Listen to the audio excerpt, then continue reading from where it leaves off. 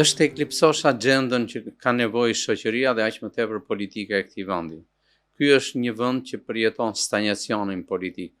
Janë akumuluar probleme të keq administrimit të jetës së vendit, probleme të ndënjes së qeverisjes në 14 vite, 13 por 14 po shkon. Janë akumuluar probleme shumë serioze të arratisë demografike të popullsisë së vendit, probleme që kanë të bëjnë me prishjen e disa kritereve që lidhen me konkurrencën, me meritokracinë dhe me çështje të aftësisë njerëzore për të marrë përsipër atributet e administrimit të jetës shoqërore në shumë dimensione, në nivelet e qeverisjes, në nivelet e ekspertizës, në nivelet e specialistëve etj. Dhe nga ana tjetër, këtë situatë që politika tek ne kërkon ta eklipsoj, heq vëmendjen nga çështjet më eminente. Janë krijuar probleme serioze me ambicien dhe kryeqendrën e programit qeverisës për përshpejtimin e procesit të integrimit. Sipas gjasave nuk ndodh kjo gjë. Dhe do duhet që kjo klasë politike më shumë të merrej me dy çështje, me mënyrën se si e bllokon drejtësinë për të penalizuar autoritete të rëndësishme në vendimarrje të qeverisë të kësaj periudhe dhe e nxjerr këtë diskutim, këtë agendë nga parlamenti duke manifestuar në një mënyrë të pakuptimt.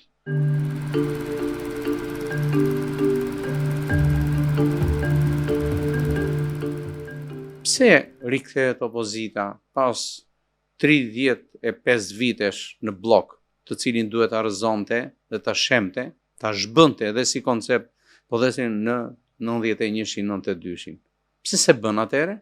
Por rikthehet në 2026 duke krijuar, le të themi, një akt inversionist për të krijuar një mesazh politik të pakuptim të panevojshëm. Dhe ky vend dhe kjo shoqëri nuk ka kohë të rikthehet tek përplasja midis nostalgjikëve dhe të drejtëve. Të drejtëve në raport me atë histori të shkuar e kam fjalën. E drejta e asaj historie që nuk rivendikohet për arsye të kësaj klase politike është hipokrizi.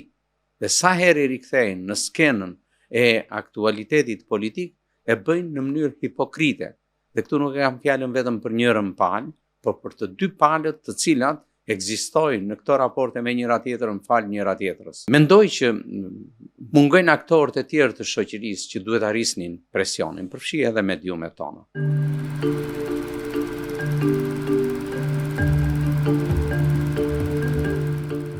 Ekziston fati i dakordësisë midis kundërshtarëve. Dhe ky është një realitet tashmë i stërprovuar në marrëdhënien midis zotit Rama dhe zotit Berisha. Ata meritojnë atë që shpesh e themi në mënyrë, le të themi, si stilem letrare, i dashur armik. Ata jetojnë në këtë sintoni si kundërshtar, duke të zgjatur kohën e kryesimit të kaheve politike në skenën politike të vendit.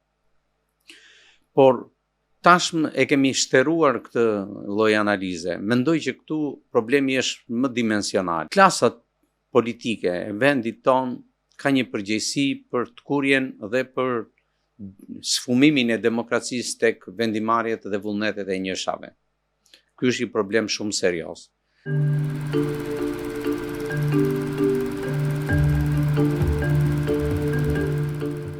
Sot ka qenë mbledhja më e shkurtër e realizuar nga një kryesi partie, siç është ajo në qeverisje e Partisë Socialiste, 30 minuta. Në të njëjtën kohë që kryesit politike ose forumet partijake të vendit janë shëmbëltyra reale e zhbërjes së demokracisë si strukturë, si substancë dhe si mekanizëm veprues. Dhe kriza më e madhe që kemi sot është pikërisht heqja e nervit dhe veprimit si mundësi e demokracisë funksionale. Një shoqëri që po e redukton në autoritetin e njëshit, krejt demokracinë, edhe atë të mendimit, edhe të konsulencës, edhe atë të veprimit, edhe atë të sjelljes, në fakt nuk e ka të horizontin të pastër, por përkundrazi e ka të mbarsur me dilema të mëdha. Kjo gjë duket sot edhe në realitetin e opozitës.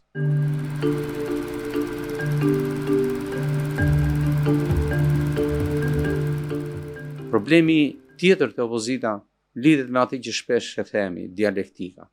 Kryesimi i gjatë politik i zotit Berisha është një pengim i asaj që ne e themi procesi dialektik të jetës njerëzore dhe të një shoqërie. Duhet ikësh nga një udhëheqësim që e mbyll ciklin e vet në kuptimin natyral të fjalës dhe të hap një cikël tjetër. Vrem jo faktin që qëndron ende, se kjo nuk është një çështje e jonë. Faktin që nuk investohet për atë që quhet pasardhjen politike dhe si proces në kahun politik të tij, se nuk dua ta quaj, se nuk përkon terminologjikisht fjala familjen politike. Kahu politik do të duhet të investoj nga ky leadership i opozitës për perspektivën. Ne sot, edhe pse kemi kaq më shumë se 3 vite, 4 vite që përjetojmë një krizë të brendshme strukturore të opozitës, e kemi të pamundur të përcaktojmë se kush është pasardhja dhe si do të jetë forma e saj në periudhën post Berisha. Dhe ky nuk është më një çështje që lidhet me këtë individ politik ose personalitet politik, le ta përcaktojmë. Kjo është një çështje që lidhet me dialektikën tonë dhe me fatin e gjeneratave tona njerëzore në raport me një konstitucion politik siç është opozita dhe siç është pluraliteti opozitar i vendit. Se shohim që në pikpamjen strukturore ajo nuk po bëhet, nuk merr dimensionin me energjizmi të vetë dhe e të veprimit si një mekanizëm që do të marrë atributet e administrimit të jetës politike të vendit, në momentin kur degradon dhe mbyll ciklin ajo që qeveri sot e majta. Këtë problem serioz shoqëria në fakt po e përjeton si tillë, por kjo dhe si çështje nuk ngrihet në nivelin e asaj që në vitet 30-40 Branko Merxhani e quante nevojën e Shqipërisë të mendimit. Dhe Shqipëria e mendimit në nënkupton pikërisht këtë gjë që sot ne e kemi kaq sterile dhe kaq të munguar në debatin, diskutimin dhe në qasjen politike dhe shoqërore të fjalës.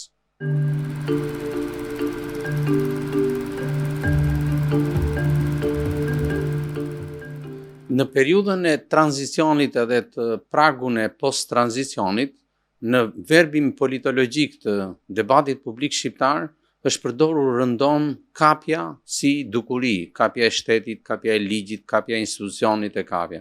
Por asnjëherë nuk është përdorur termi kapja e partisë. Dhe mendoj që kjo është një nga dukuritë më substanciale që ka ndodhur dhe vazhdon të ndodhë. Ne e kemi fenomenin e kapjes së partisë, ndoshta në mënyrë më të pakrahasueshme me vendet e tjera që dolën nga i ashtu quajturi kamp i komunizmit në Evropën juglindore. Në Shqipëri kjo gjë është bërë si një formë, madje një regjim në miniatur brenda subjekteve partijake të sidomos atyre më kryesoreve që dominojnë skenën politike. Dhe këtë problem ne e kemi hequr si diskutim dhe si debat nga mejdanet e fjalës publike, fatkeqësisht. Duhet ta rikthejmë këtë gjë, sepse në fakt kjo ka ndodhur e bashkëshoqëruar edhe me një aspekt tjetër. Ne krijuam atë që quhet inflacionin e fjalës për të zhvleftësuar fjalën. Ne krijuam kaotizimin dhe le të themi zhurnajin e debatit për të humbur çështjen dhe për të mos mbetur tek çështja kruciale. Ne krijuam hapjen në një mënyrë të pakriter të kontributorëve publik të fjalës, duke zhvleftësuar peshën specifike të fjalës. Të gjitha këto në vetvete janë të lidhura me këtë dukuri që e mbartim si shqetësim që shoqëria jonë nuk po shfaq, nuk po krijon atë që është ai parimi balzakian që thotë ndërto kontrastin që të arrish suksesin. Ne nuk e kemi kontrastin, sepse në kaos nuk ka kontrast. Është një përzierje, një aliazh midis së mirës dhe të keqes, të cilësishmes dhe të pacilësishmes, të cilat de facto nuk na krijojnë kontrastin që ne ta ndërtojmë. Kjo gjë duket edhe në dukuritë e brendshme partijake.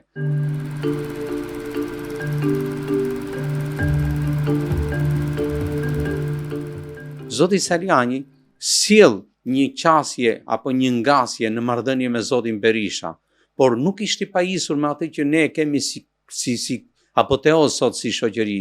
E para njerë forcën e leadershipit si protagonizëm, e dyta peshën specifike të fjalës për të bërë diferencën me atë që gjen dhe atë që e kundërshton, e treta mbështetja, krijimi një alternative brenda alternativës, të cilat të potencohet, por janë ndoshta edhe për shkak të le të themi maligniteteve që ekzistojnë në skenat e vogla partijake të vendit, që goditet për ta përdosur apo për të mos ta lënë atë që të rritet në kuptimin e një profili politik. Shto dhe faktin që në jo pak raste, protagonistët e rinj të ardhur në skenën politike kanë qenë dhe zhgënjys, momentet caktuara për veprime dhe qëndrime politike, partijake dhe sidomos përikje nga principet e demokracisë.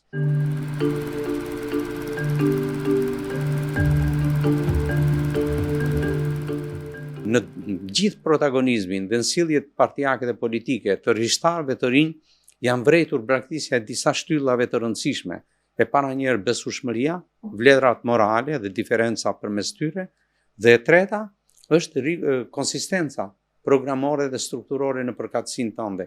Nëse ti je i djallët, sillu si i djallët dhe mos e tradhto kur të djallëtën. Nëse ti vjen si moralist, respektoje moralin dhe mos çdo në asnjë moment me të moralshmen. Të gjitha këto së bashku janë arsyeja pse ne sot kemi një krizë të mosbesimit ndaj çdo protagonisti dhe ndaj kaheve që edhe kur gjenerojnë diversitet brenda njëri tjetrit. Në fakt ato erdhën në protagonizmin e tyre në jetën publike në rrethana të ndryshme dhe për qëllime të ndryshme. Mjafti erdhi si një lëvizje që u përball dhe që rearriti misionin duke rrëzuar qeverinë e Fatos Nanos. Në momentin kur u fut në jetën politike dhe mori përsipër një protagonizëm politik, ajo krijoi kompromentimet e veta dhe pati edhe një fat përmbyllës në ciklin që realizojnë. Ndërsa Kopi, mendoj unë që e kreu misionin për një moment të caktuar, por ishte një mision i cili u mbajt në ombrellën e leadershipit tradicional të opozitës. Dhe kjo është fal edhe aftësisë që zotronte, sepse në atë periudhë zoti Berisha ishte në vitalitetin e tij politik, në generozitetin si individ dhe si protagonist politik dhe nuk mund ta linte që t'i krijonte premisat e një fraksioni apo aq më tepër një alternative brenda Partisë Demokratike. Por padyshim që në të dy rastet vret ajo që ne e thamë. Braktisja e shtyllës morale tek e para tek mjafti ishte shumë më flagrante dhe ndoshta edhe më majtiste si mënyrë e braktisjes së vlerës morale, ndërsa tek le të themi tek Kopi ishte një mënyrë tjetër sepse u lidh pastaj me fatin e paracaktimit dhe të dëshirës së pasardhësit politik i cili rezultoi të jetë një plankprishës sikundër edhe pati të tillë historinë politike me Partinë Demokratike. Pra janë dy mënyra shumë të ndryshme dhe që lidhen pastaj edhe me atë që pashmangshmërisht duhet ta themi. Koha e tranzicionit dhe post-tranzicionit në sjelljet politike brenda shoqërisë shqiptare është një kohë e korrupsionit moral dhe ndërgjegjësor.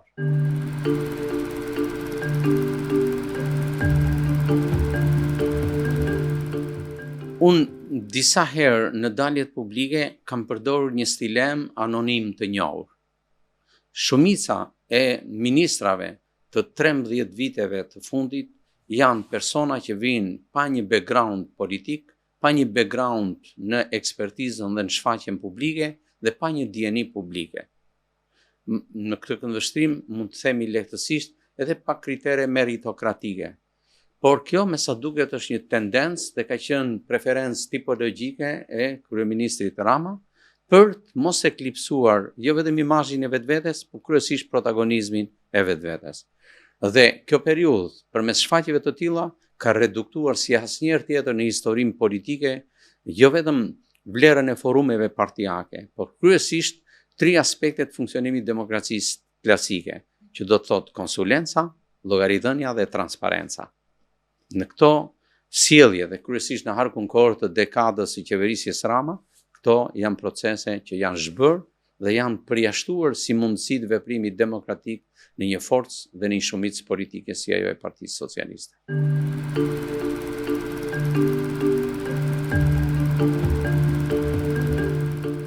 Ky është gabimi politik që besoj do t'i shkaktoj koston e pariparueshme vetë kryeministrit dhe kryetarit Partisë Socialiste Rama, sepse mendoj që ciklin e marrëdhënies me fatin politik dhe juridik të zonjës Balluku ende nuk e ka ndarë brenda partisë dhe brenda realitetit politik të tij, pavarësisht se është në një pozitë dominante që i kryeson dhe i qeverisë pushtetet në këtë vend me lehtësi.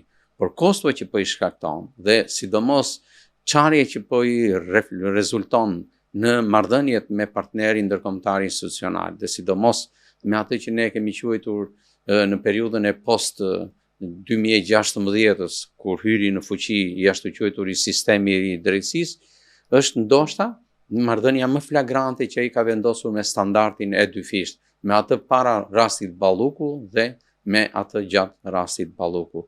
Në marrëdhënie jo vetëm me SPAK-un si institucioni kryesor, por me reformën e drejtësisë të cilën ai vetë pretendon dhe vazhdon të mbajë në ligjërimin publik si merit të vetjake dhe si një domosdoshmëri që realizoi ai me protagonizmin e vet. Këtu ndahet me këtë pretendim dhe që de facto pëson një goditje të koston e cilës ende nuk e ka llogaritur përfundimisht.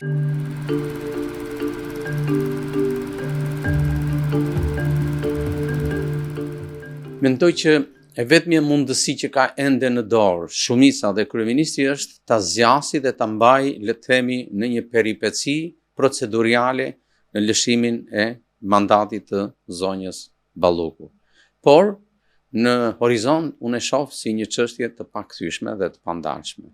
Pashmangshmërisht do të ndodhë që zonja Balluku do të jetë në një proces juridik të hapur nga sistemi i drejtësisë, i cili nuk zhbëhet edhe pasi të ezaurohen gjitha mjetet e pengesës parlamentare apo të procedurave parlamentare.